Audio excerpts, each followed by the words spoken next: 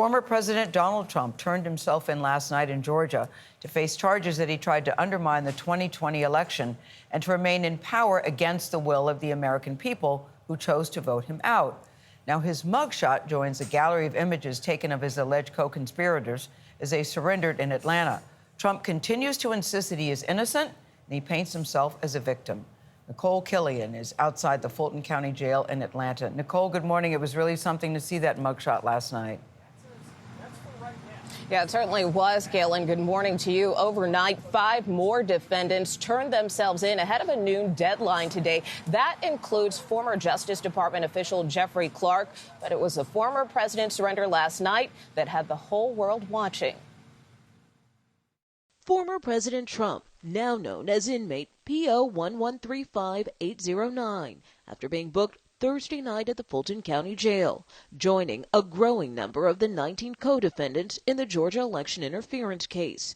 His height was recorded at 6'3" with a weight of 215 pounds. The former president used a local bail bonds company to cover his $200,000 bond before flying back to New Jersey. What they're doing is election interference. They're trying to interfere with an election.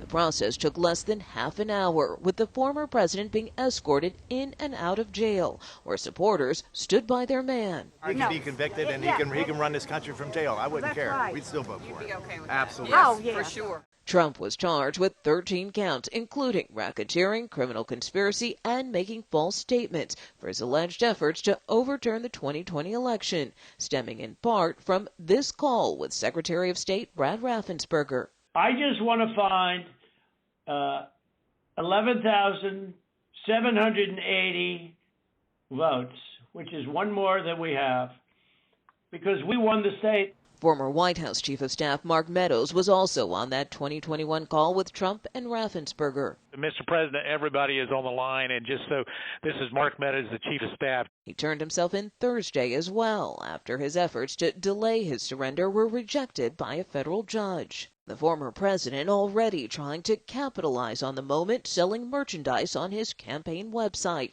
And for the first time since being banned in January 2021, he returned to X, formerly known as Twitter. He posted his booking photo writing, "I will never surrender our mission," and included a link for contributions. What has taken place here is a travesty of justice. We did nothing wrong. I did nothing wrong. The former president and the rest of the defendants could be arraigned as soon as next month. District Attorney Fani Willis has proposed a new trial date of October 23rd, but so far a judge has only granted that request for one defendant. Tony? All right, Nikole, thank you very much.